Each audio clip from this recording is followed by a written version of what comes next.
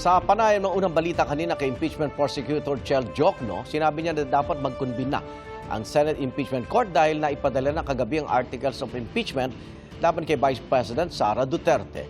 Ipinaliwanag naman ng ibang impeachment prosecutor kung bakit mas maraming pahina ang articles of impeachment ngayon kaysa noong 2025. May unang balita si Tina Panganiban Perez. Pasado alas 7 ng gabi nang kumpirmahin ni Senate Sergeant-at-Arms Retired Police Major General Mau Aplasca na dumating na sa Senado ang Articles of Impeachment laban kay Vice President Sara Duterte. Number one, I want to inform all of you that Secretary of Congress and the Sergeant-at-Arms of Congress has just arrived with the Articles of Impeachment. So sana walang mangyayaring gulo dito. Kaya we are maintaining peace and order. Noong 19th Congress, sa parehong araw ng botohan sa plenaryo na endorso at naipadala ng Kamara sa Senado ang resolusyong nagtatakda ng Articles of Impeachment laban sa Vice Presidente. Ngayong 20th Congress, noong Lunes pa ang naging botohan.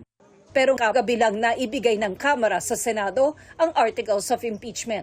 Sa isang pahayag, sinabi ni House Secretary General Cheloy Garafil na umabot sa libo-libong pahina ang kopya ng Articles of Impeachment na kinailangang pagsamasamahin at i-check para matiyak na tugma ito sa inaprubahan ng Kamara.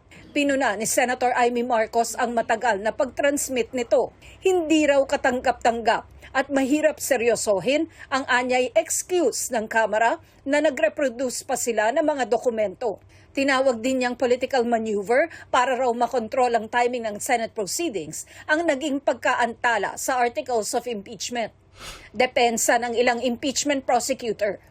Sir, wala namang rule stating that it shouldn't take this long to send it to the Senate? Wala naman, but I'm sure as soon as possible gagawin yun ng Secretary General ng Kongreso.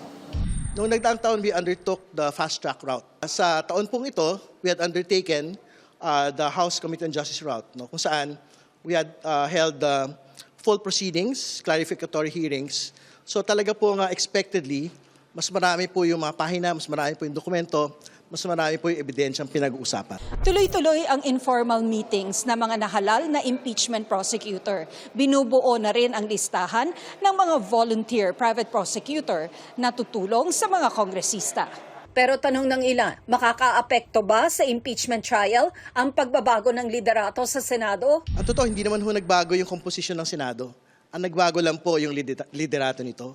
So, we will still be dealing with the same set of senator judges. Ang pinaka-challenging para sa aming mga prosecutor ay ang mga senador na bumoto para i-archive ang naunang impeachment complaint ng nakaraang taon ay nakaupo na sa lideratong mga posisyon ng ating Senado at napakahirap magkaroon ng isang impartial impeachment trial if those who decided to archive it and not follow the rule of law will be the ones sitting as senator judges. Pero sa palagay ng ACT Teachers Party List, posibleng makaapekto sa kredibilidad ng Senate Impeachment Court ang paglahok ni Senator Bato de la Rosa bilang Senator Judge. We're calling for his arrest.